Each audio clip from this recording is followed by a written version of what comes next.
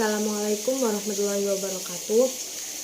Saya Nia Fatma Safitri. Sini saya akan menyampaikan hasil makalah saya, yaitu tentang tafsir ayat-ayat Al-Quran dan syarah hadis tentang ilmu pengetahuan. Pengertian ilmu pengetahuan. Secara kebahasaan, ilmu pengetahuan berasal dari kata ilm yang diartikan sebagai tanda, acuan, atau kiasan, agar diketahui sesuatu atau seseorang. Demikian juga ma'lam, artinya tanda jalan atau sesuatu bagi seseorang untuk membimbing dirinya sendiri atau sesuatu yang menuntun seseorang. Misalnya, kata alamat yang berarti tanda yang jelas bagi seseorang atau nama jalan yang mengarahkan seseorang ke tujuan tertentu. Begitu pula berlaku dengan ilmu, dimaknai sebagai pengenalan yang sangat jelas terhadap suatu objek. Sedangkan dalam memahami, sebagaimana dikatakan Al-Ghalib Al-Asfahani dalam kitabnya Mufradat Al-Fas Al-Quran, ilmu adalah mengetahui hakikat sesuatu yang objeknya terdiri dari dua hal. Yang pertama, mengetahui hakikat dari sesuatu, dan yang kedua, mendefinisikan sesuatu dengan ada atau tidak adanya sesuatu yang lain. Yang kedua, tafsir ayat Al-Quran tentang ilmu pengetahuan. Dari semua agama yang ada di dunia ini, Islam adalah salah satunya agama samawi yang benar dan diridhoi Allah SWT untuk mengizinkan kita melakukannya sebagai pedoman hidup manusia sampai akhir waktu.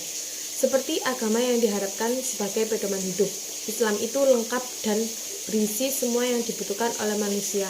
Allah SWT berfirman dalam Al-Quran surat Al-Ma'idah ayat 3. A'udzu billahi minasyaitonir rajim. Bismillahirrahmanirrahim. Al-yawma akmaltu lakum dinakum wa atmamtu 'alaikum ni'mati wa raditu lakumul Islam madina. Yang artinya, pada hari ini telah kusempurnakan untuk kamu agamamu dan telah kucukupkan kepadamu nikmatku dan telah kuridhoi Islam itu jadi agama bagimu. Adapun apa itu penyempurnaan? Artinya segala sesuatu yang berhubungan dengan kehidupan yang diatur dalam Islam, baik yang menyangkut urusan dunia maupun urusan yang akan datang.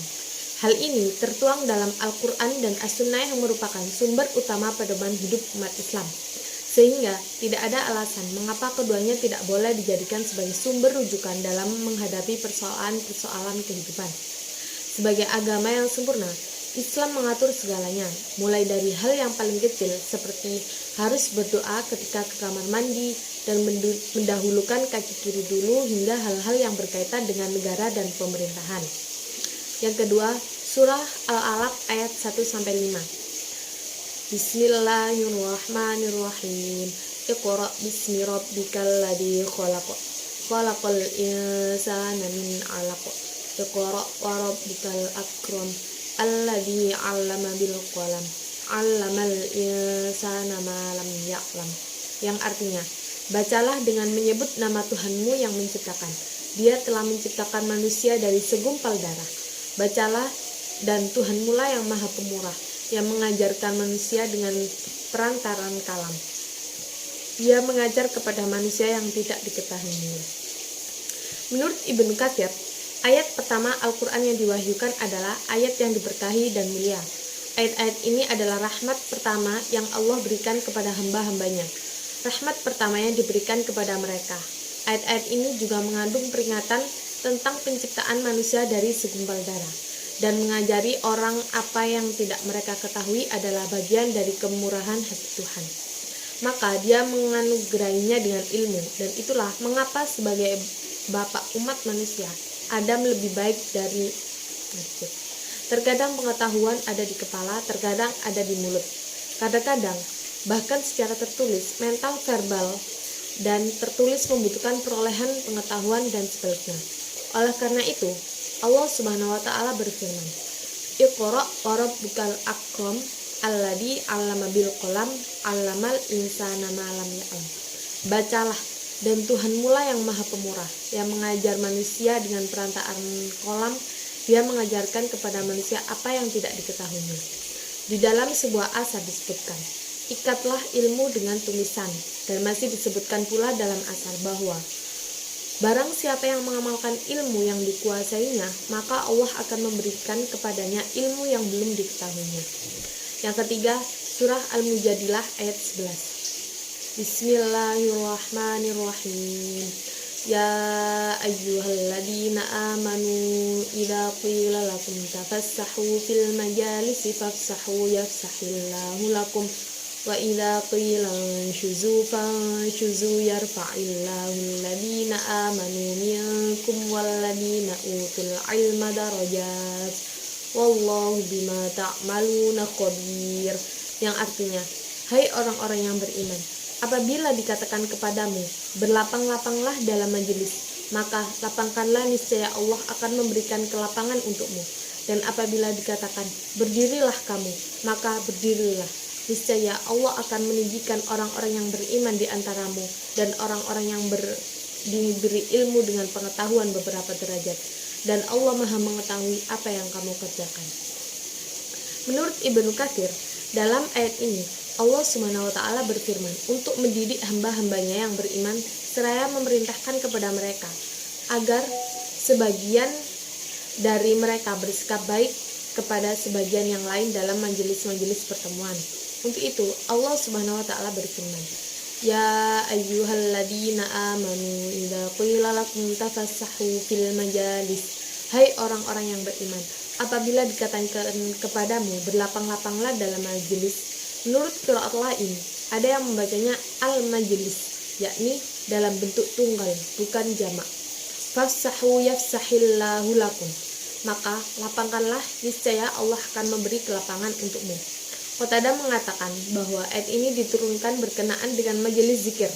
Kemudian itu karena apabila mereka melihat ada seseorang dari mereka yang baru datang, maka tidak memberikan kelapangan untuk tempat duduknya di hadapan Rasulullah SAW. Maka Allah memerintahkan kepada mereka agar sebagian dari mereka memberikan kelapangan tempat duduk untuk sebagian yang lainnya. Dalam firman Allah Subhanahu wa Ta'ala, Yarfa'illahu alladhina amanu minkum walladhina utul ilma darajat wallahu bima ta'maluna khabir. Niscaya Allah akan meninggikan orang-orang yang beriman di antaramu dan orang-orang yang diberi ilmu pengetahuan beberapa derajat. Dan Allah Maha mengetahui apa yang kamu kerjakan. Yakni, janganlah kamu mempunyai anggapan bahwa apabila seseorang dari kalian memberikan kelapangan untuk tempat duduk saudaranya yang baru tiba, atau dia disuruh bangkit dari tempat duduknya untuk saudaranya itu, hal itu mengurangi haknya atau merendahkannya. Tidak, bahkan hal itu merupakan suatu derajat ketinggian baginya di sisi Allah. Dan Allah tidak akan menyia-nyiakan pahala itu untuknya, bahkan dia akan memberikan balasan pahalanya di dunia dan akhirat. Yang ketiga, cara hadis tentang ilmu pengetahuan. Hadis berbeda dengan Al-Quran yang memiliki 3 aspek keilmuan, yaitu wahyu yang diyakini kebenarannya, gagasan transendental, universal, dan objektif sebagai hipotesis dan analisis ilmiah, serta aspek budaya sebagai objek ilmu pengetahuan. Hadis memiliki sisi yang lebih sederhana, yakni sebagai produk ilmu. Pada hakikatnya, hadis merupakan produk kajian yang mengkaji tentang hadis Nabi dalam memberikan pelajaran agama kepada umat Islam, berupa ucapan dan perbuatan di luar Al-Quran. Hadis disusun untuk memberikan otoritas dan kanonisitas pada penggunaan tradisi Nabi pada abad kedua Hijriah. Yang pertama, hadis-hadis Nabi juga sangat banyak yang mendorong dan menekankan bahkan mewajibkan kepada umatnya untuk menuntut ilmu. Sebagaimana sabda Rasulullah SAW, "Talabul ilmi fardhatun ala kulli muslimin." Menuntut ilmu itu suatu kewajiban kepada setiap muslim. Hadis riwayat Ibnu Majah.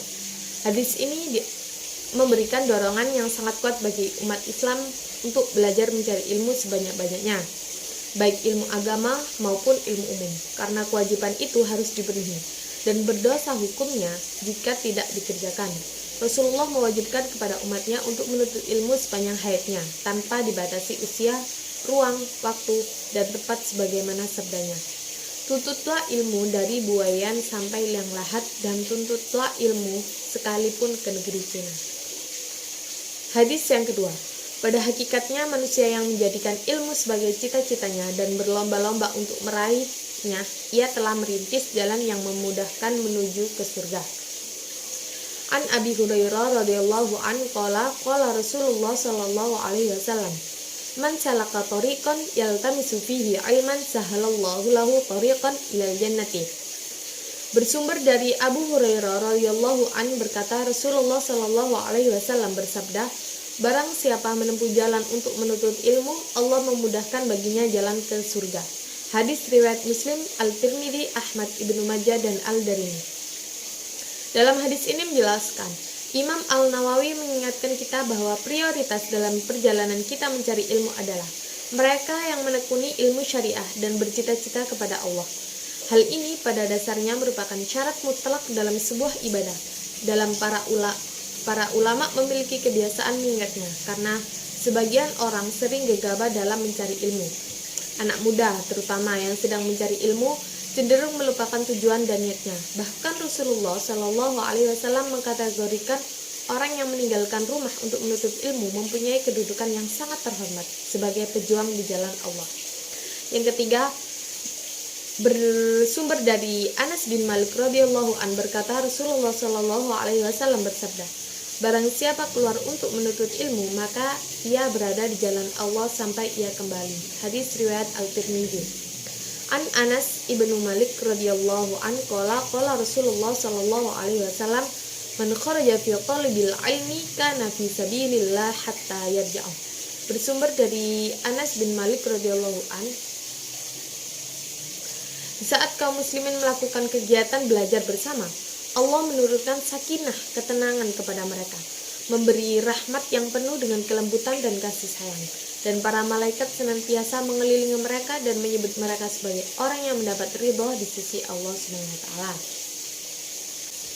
Yang keempat, manfaat ilmu pengetahuan.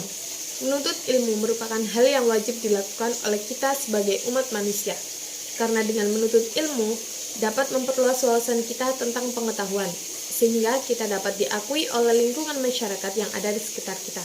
Selain itu, menuntut ilmu juga salah satu bentuk ibadah yang diwajibkan di dalam Islam. Berikut ini keutamaan menuntut ilmu di antaranya. Yang pertama, dapat mengetahui kebenaran. Allah menyatakan bahwasanya tidak ada Tuhan yang berhak untuk disembah melainkan Allah yang menegakkan keadilan. Para malaikat dan orang-orang berilmu juga yang menyatakan demikian itu. Tak ada Tuhan yang berhak disembah melainkan Allah yang maha perkasa lagi maha bijaksana. Al-Quran Surah Ali Imran ayat 18. Dalam ayat di atas kita dapat mengambil hikmah kebenaran, yaitu kebenaran terhadap Allah, Dia yang maha tahu, yang maha bijaksana, dan tak ada Tuhan selain Allah. Yang kedua, mendapatkan pahala yang sama kepada orang yang diajarkan. Dalam sebuah hadis, barang siapa mengajarkan suatu ilmu, maka dia mendapatkan pahala dari orang-orang yang mengamalkannya dengan tidak mengurangi sedikitpun pahala orang yang mengerjakannya itu. Hadis riwayat Ibnu Majah. Bahwa kita mengajarkan ilmu kepada orang lain akan mendapatkan pahala jariah, yaitu pahala yang tidak akan terputus setelah kita meninggal. Yang ketiga, terhindar dari fitnah dan laknat. Hal ini telah disebutkan dalam sebuah hadis yang diriwayatkan oleh sahabat Abu Hurairah radhiyallahu an bahwasanya Rasulullah Shallallahu alaihi wasallam bersabda, sesungguhnya dunia itu terlaknat sebagai segala isinya kecuali zikir kepada Allah dan amalan-amalan ketaatan. Demikian pula orang yang alim atau yang belajar. Hadis riwayat Tirmidzi dan Ibnu Majah dihasankan oleh Syekh Al-Albani dalam Sahih Al-Jami'. Yang keempat, orang yang berilmu akan diangkat derajatnya. Dengan mencari ilmu, maka kita akan menjadi seseorang yang berilmu dan sebagai cara sukses dunia akhirat menurut Islam. Jangan lupa bahwa janji Allah yang kepada mereka yang berilmu adalah mengangkat derajat mereka. Sebagaimana dalam artikel berikut ini. Allah mengangkat orang yang beriman dan memiliki ilmu di antara kalian beberapa derajat, dan Allah mengetahui apa yang kamu kerjakan. Al-Quran Surat Al-Mujadilah ayat 11. Yang terakhir, menjalankan kewajiban. Jika diingat kembali bahwa wahyu yang pertama yang diturunkan kepada Nabi Muhammad SAW merupakan Surah Al-Alaq ayat 1-5 yang di dalamnya berisi perintah untuk membaca, Dalam hal ini tentu sangat berkaitan dengan keutamaan mencari ilmu, di mana tentunya hal ini merupakan sebuah bentuk kewajiban yang harus dijalankan oleh semua umat muslim yang ada di dunia, di mana untuk senantiasa mencari ilmu agar memperoleh nilai-nilai dan pengetahuan yang bermanfaat. Hal tersebut sebagaimana dalam firman Allah Subhanahu wa taala berikut ini. Bismillahirrahmanirrahim.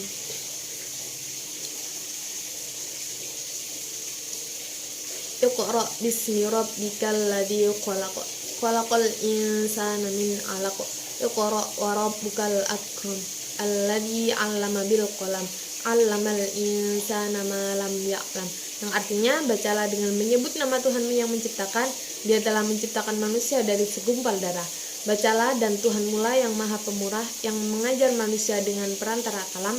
Dia mengajar kepada manusia apa yang tidak diketahuinya. Dapat kita simpulkan pada materi ini, berdasarkan uraian dan analisis sebagaimana dijelaskan pada makalah ini, maka dapat disimpulkan bahwa ilmu pengetahuan adalah pengetahuan ilmiah yang memiliki ciri-ciri dapat diamati, empiris, dapat diuji, objektif dalam arti tidak memiliki muatan rasa atau emosional, serta bersifat universal. Ilmu pengetahuan diibarat bersifat netral, tidak memiliki tujuan yang melekat pada dirinya sendiri, melainkan sangat bergantung pada manusia yang mengenakannya. Ilmu pengetahuan dalam Islam selain bertujuan untuk memberikan kemaslahatan bagi kehidupan manusia, juga untuk semakin memperkuat keimanan dan ketakwaan kepada Allah Subhanahu wa taala. Sekian dan terima kasih, kurang lebihnya mohon maaf. Assalamualaikum warahmatullahi wabarakatuh.